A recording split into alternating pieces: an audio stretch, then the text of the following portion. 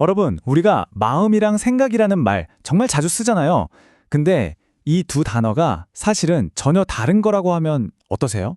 오늘 이 개념 한번 제대로 파헤쳐 보겠습니다. 그쵸? 마음이 복잡해 아니면 생각 좀 정리해야겠어. 이런 말들 거의 습관처럼 쓰잖아요. 근데 이게 과연 같은 걸까요?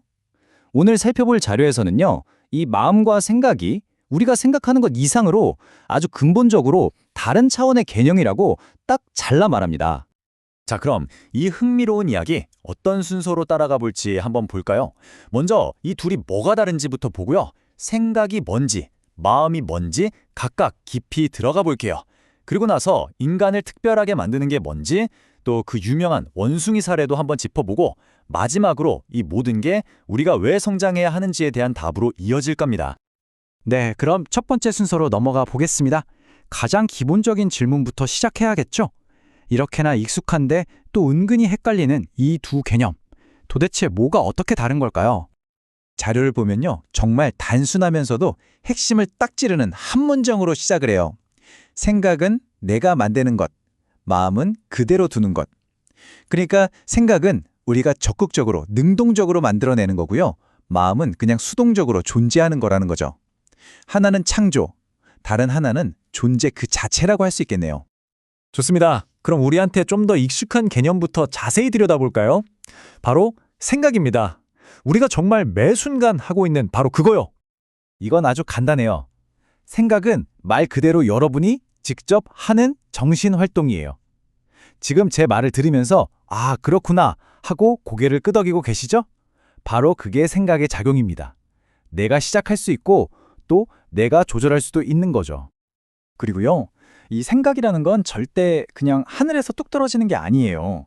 우리가 지금까지 읽었던 책들, 겪었던 경험들, 또 사람들과 나눴던 대화, 봤던 영상들, 이 모든 게 재료가 돼서 우리의 생각을 차곡차곡 쌓아 올리는 거죠. 바로 이 지점이 정말 중요합니다. 왜냐하면 우리가 생각을 만드는 주체라는 건 그걸 바꿀 힘도 우리한테 있다는 뜻이거든요. 마치 컴퓨터 소프트웨어를 업데이트하는 것처럼요. 새로운 지식과 경험을 통해서 어제의 내 생각을 얼마든지 더 나은 버전으로 업그레이드할 수 있다는 거죠. 자, 그럼 이제 좀 더 크고 어떻게 보면 좀 신비로운 개념인 마음으로 넘어가 보겠습니다. 생각과는 이게 어떻게 다를까요? 이 표를 보시면 두 개념의 차이가 아주 명확하게 드러나는데요. 이거 정말 흥미롭습니다. 보세요. 생각은 내가 가진 지식에서 나오고 계속 바뀔 수 있죠. 하지만 마음은요, 그 근원이 우주라는 훨씬 더 큰 곳에 연결돼 있고 스스로 작동하면서 변하지 않는다는 거예요. 다시 말해서 마음은 우리가 막 관리하고 길들여야 하는 그런 대상이 아니라는 겁니다. 오히려 우주와 나를 연결해주는 뭐랄까 일종의 도킹 스테이션 같은 거죠. 우리가 생각을 통해서 내린 최종 결론들을 처리하고 저장하는 그런 공간이라고 볼 수 있습니다.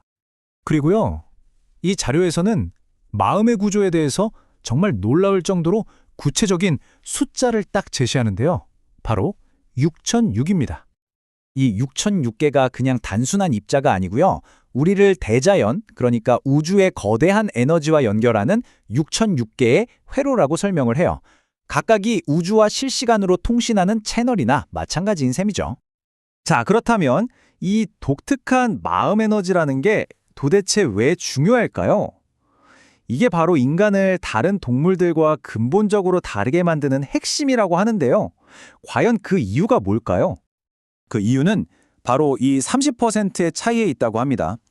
동물들이 70%의 에너지를 가지고 생존한다면 인간은 거기에 30%가 더해져서 100%의 완전한 에너지를 갖게 된다는 거죠. 그럼 이 30%는 대체 어디서 오는 걸까요? 자료에 따르면 모든 생명체는 하늘과 땅의 기운, 그러니까 천지 에너지 70%를 기반으로 한대요. 그런데 인간은 태어날 때 오직 우리에게만 주어지는 30%의 인간 요소라는 걸 추가로 받는다는 겁니다. 그리고 이 둘이 합쳐져서 비로소 100%의 완전한 인간의식이 만들어진다는 거죠. 자, 이 이론이 조금은 추상적으로 들릴 수도 있으니까요. 아주 흥미로운 실제 사례에 한번 적용을 해보죠. 아마 이야기 들어보신 분들 꽤 많을 거예요. 수화를 배운 원숭이가 나를 가두지 말아달라는 마치 자유를 갈망하는 듯한 표현을 해서 정말 큰 화제가 된 적이 있었죠. 굉장히 감동적인 이야기잖아요. 하지만 이 현상이 과연 이 원숭이가 우리 인간처럼 자유라는 추상적인 개념을 이해하는 마음을 가졌다는 증거가 될 수 있을까요? 이 자료의 관점에서 보면 그건 아니라는 겁니다. 원숭이의 행동은 자유라는 그런 고차원적인 개념을 이해해서 나온 게 아니라는 거죠. 그보다는 특정 수화 동작을 했을 때 긍정적인 보상을 받았던 수천, 수만 시간의 훈련 결과물이라는 거예요. 즉, 이건 아주 정교한 모방이지 진정한 의미의 사상이나 이념은 아니라는 겁니다. 바로 이 지점에서 결정적인 차이가 드러나는 겁니다. 동물은 생존을 위해서 그냥 살아갑니다.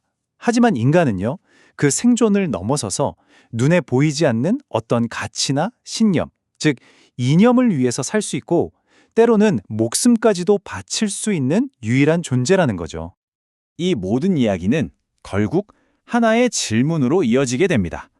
그래서 이게 도대체 내 삶과 무슨 상관인데 바로 이 마음과 생각의 구분이 우리가 왜 끊임없이 배우고 성장해야만 하는지에 대한 이유를 명확하게 보여줍니다.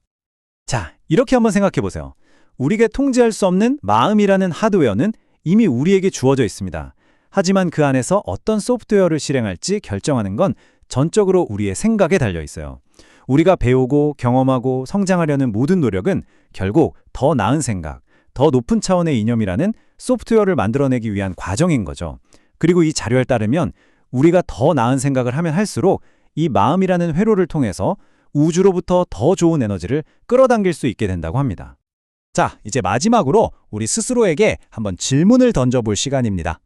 우리 모두에게는 우주와 연결된 이 엄청난 잠재력, 마음이 있습니다. 그렇다면 오늘 하루 우리가 통제할 수 있는 유일한 힘인 생각을 사용해서 여러분은 무엇을 만들어내고 계신가요?